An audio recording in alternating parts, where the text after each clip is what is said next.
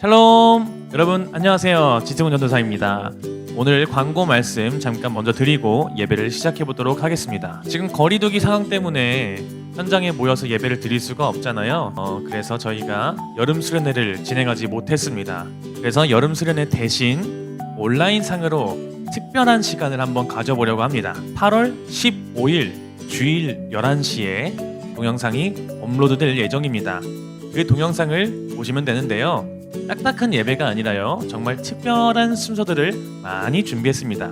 그래서 아주 풍성한 시간이 준비되어 있으니까요, 여러분 기대해 주시고요. 또 한 가지 선물 상자가 여러분들께 다 배송될 예정입니다. 그 선물 상자를 가지고 예배에 참석해 주시면 되겠습니다. 성온이라는 주제로 하는데요, 무슨 내용인지 참 궁금하시죠? 다음 주에 공개됩니다. 함께 소중한 시간을 보내길 소망합니다. 자, 그리고 우리 틴즈 아지트 공간이 이렇게 진행되고 있습니다. 계속해서 하나둘씩 채워지면서 점점 더 모습을 갖추고 있는데요.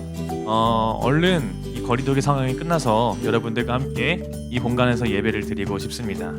여러분 이곳에서 만날 그날까지 기대해 주시고요. 이 공간을 위해서 함께 기도해 주시길 부탁드립니다. 네, 안녕하세요. 안녕하세요. 네. 어쩐 일로 오셨나요? 네, 오늘도 궁금한 게 있어서 왔는데요. 네네네. 지난주의 말씀을 듣고 제가 한번 성경책을 읽어봤어요. 그 뒷부분까지.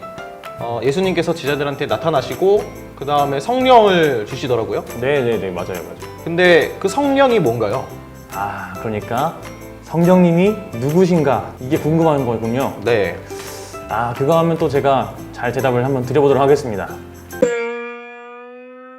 자, 지난주에는요, 예수님이 죽으시고 두려움에 사로잡힌 제자들에게 예수님께서 모습을 드러내신 우리 본문을 함께 보았습니다. 자, 그래서 예수님께서 찾아가셨는데 이제 거기서 벌어진 이야기가 바로 도마가 의심했던 그 사건입니다. 자, 그렇게 말씀을 나누시면서 예수님께서 제자들에게 하신 말씀이 또 있어요. 그게 뭐냐면은 숨을 후 내쉬시면서 성령을 받으라, 이렇게 말씀하십니다. 숨은 무엇을 의미하냐면요, 생기를 의미합니다. 즉 우리에게 생명력을 불어넣어주는 것을 의미하죠. 자, 어떤 장면이 떠오르지 않나요? 창세기에서 하나님께서 흙으로 사람을 빚으시고 코에 생기를 불어넣으시니 사람이 생명력을 가지고 움직이게 됐죠. 그것과 비슷합니다. 즉 지금 막 정체성을 완전히 상실하고 지금 뭘 해야 될지 아무것도 모르고 그냥 두려움에 사로잡혀서 방문만 걸어 잠그고 있는 제자들에게 생명력을 가지고 그 모든 상황들을 다 이겨내기를 바라셨던 겁니다. 자, 그러면 어떤 식으로 하셨는지 함께 살펴보려고 합니다. 예수님께서 승천하시기 직전에 제자들에게 하신 말씀을 한번 살펴보겠습니다. 내가 너희에게 분부한 모든 것을 가르쳐 지키게 하라. 볼지어다 내가 세상 끝날까지 너희와 항상 함께 있으리라 하시니라. 자, 뭐라고 하시나요? 세상 끝날까지 너희와 함께 하겠다라고 말씀하십니다. 즉 성령은요, 이제 눈에 보이는 그런 모습이 아니라 이제 눈에 보이지 않지만 영으로 우리의 마음 가운데 거하시면서 끝까지 항상 우리와 함께 하시겠다 하는 그 약속의 증거입니다. 예수님을 잃고 두려움에 사로잡혀 있던 제자들에게 우리를 떠나신 것이 아니구나, 지금도 변함없이 나와 함께하고 계시구나 라는 것을 깨닫게 해주시는 거예요. 그러므로 더 이상 두려워하지 않을 수 있게 해주신 것입니다. 즉 성령은 이렇게 예수님께서 우리에게 약속하신 그 약속의 성취입니다. 자, 어때요? 좀 대답이 됐나요? 네, 이제 좀 알겠습니다. 성령님이 그렇죠. 어떤 분인지 알 것 같고. 네. 그러면 이제 성령을 주셨잖아요. 네. 그러면 예수님께서는 그 제자들이 성령을 받고 나서 어떻게 살아가기를 원하셨을까요? 성령을 받고 나서 어떤 모습으로 살아가기를 원하셨는지 네. 알겠습니다. 이 말씀을 먼저 한번 읽어보도록 하겠습니다. 오직 성령이 너희에게 임하시면 너희가 권능을 받고 예루살렘과 온 유대와 사마리아와 땅끝까지 이르러 내 증인이 되리라 하시니라.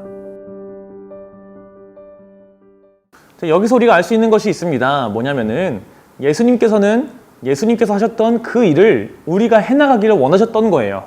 뭐냐면은 예수님께서는 하나님 나라를 전하고 소망을 전하고 아픈 사람들을 고쳐주고 그들을 가르쳐 주셨죠. 그 일을 똑같이 이제는 우리 그 제자들이 해나가기를 원하셨다는 겁니다. 즉 예수님께서 하셨던 그 사역 안으로 제자들을 초대하고 있는 겁니다. 그래서 성령님과 동행한다는 것은요, 예수님께서 걸어가셨던 그 길을 나도 함께 걸어간다는 것을 의미합니다. 즉 동행입니다. 예수님의 뜻을 우리에게 정말 잘 이해시켜주고 전달시켜주는 것이고요. 그렇게 항상 예수님을 따라 바라보면서 걸어나갈 수 있게 도와주는 겁니다. 그러므로 성령님과 함께라면 우리는 길을 잃지 않습니다. 소망이 없다, 나는 홀로 남겨졌다 이렇게 느낄 때도 성령님께서 우리의 눈을 열어주시고 우리의 마음과 생각을 열어주실 거예요. 그래서 여전히 우리와 함께 하시면서 우리와 동행하고 계시는 예수님을 바라볼 수 있게 해줍니다. 지난주에 우리가 믿음에 대해서 이야기를 나눴잖아요. 그 의심하지 않고 믿는 믿음을 달라고 함께 기도하면서 예배를 마쳤습니다. 그 믿음을 주시는 분이 바로 이 성령님,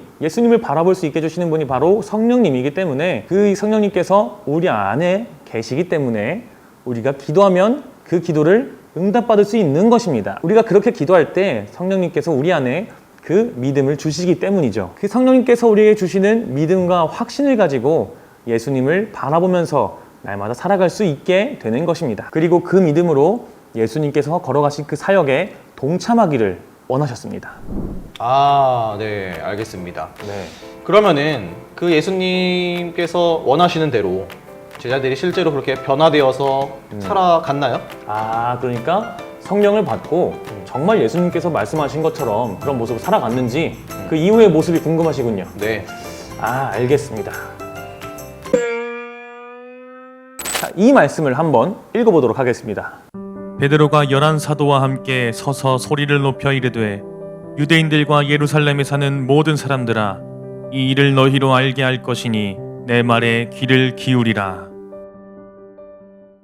자, 얼마 전까지만 해도 방문을 걸어 잠그고 숨어있던 그런 모습과는 너무나 다른 모습 아닌가요? 원래는 주변에 막 돌아다니는 사람들이 자신들을 죽일까봐 방문을 걸어 잠그고 숨어 있었잖아요. 그런데 이제는 자기를 죽이려고 그렇게 위협하는 적군들 앞에 가가지고 이렇게 소리 지르고 있는 거예요. 내 말에 귀를 기울이라. 이렇게 소리칩니다. 오히려 나를 더 주목해서 봐라 이렇게 소리치고 있는 겁니다. 이것이 바로 성령님께서 주시는 그 권능입니다. 성령님이 임하시면 권능을 받는다고 예수님께서 말씀하셨잖아요. 이것이 바로 그 권능이에요. 제자들은 정말 예수님의 말씀처럼 변화했습니다. 예수님께서 말씀하셨던 것처럼 성령님이 임하시니 권능을 받았고요. 정말로 예수님께서 말씀하셨던 것처럼 온 세상으로 나아가서 증인이 되는 삶을 살아냈습니다. 모든 두려움을 떨쳐내고 이 세상에서 그리스도인으로 살아갈 수 있게 되는 것입니다. 성령님은 두려움을 이겨내는 용기, 그것을 우리에게 주십니다. 네, 이렇게 변화되었습니다. 네.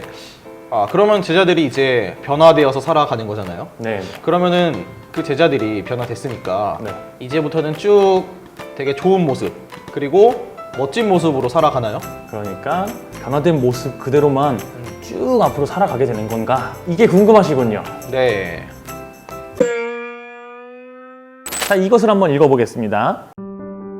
그러므로 이제 그리스도 예수 안에 있는 자에게는 결코 정죄함이 없나니 이는 그리스도 예수 안에 있는 생명의 성령의 법이 죄와 사망의 법에서 너를 해방하였음이라.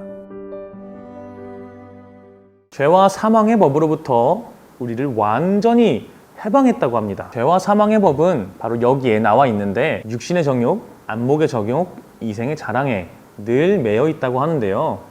한마디로 말해서 욕심에 사로잡힌다는 겁니다. 저는 학교 다닐 때 어떤 욕구가 가장 컸냐면요, 수면욕이 가장 컸습니다. 그래서 자느라 지각한 적도 꽤 있었고요. 그리고 수업 시간 때 잠자는 것이 그렇게 달콤할 수가 없었습니다. 그래서 한 번은 제가 너무 졸고 잠을 자가지고 선생님께서 뒤에 가서 서 있어라 라고 하셨는데, 제가 서서 잠든 모습을 보고 선생님께서 사진을 찍어서 부모님께 보낸다고 저한테 그렇게 하시더라고요. 그래서 바로 사죄의 말씀을 드렸습니다. 그랬던 기억이 나네요. 그렇게 우리는 욕구의 지배를 당합니다. 자, 안목의 정욕은 무엇이냐면 우리 눈에 보이는 것들에 참 많이 사로잡혀 있다는 것입니다. 좋아 보이는 것이 있으면 따라 사고 싶고, 잘 보이고 싶고, 멋지고 이쁜 것들 막 갖고 싶고 그런 마음이 들잖아요. 제가 어렸을 때는 이 노스페이스라는 잠바가 굉장히 유명하고 유행했었습니다. 누구나 이 잠바 하나쯤은 다 가지고 있었어요. 그래서 다들 노스페이스 패딩이나 바람막이를 갖고 싶어 했는데 가격이 생각보다 꽤 비쌌거든요. 저도 부모님과 이 노스페이스 바람막이 때문에 몇 번 실랑이를 했던 적이 기억이 납니다. 그렇게 우리는 눈에 좋아 보이는 것들,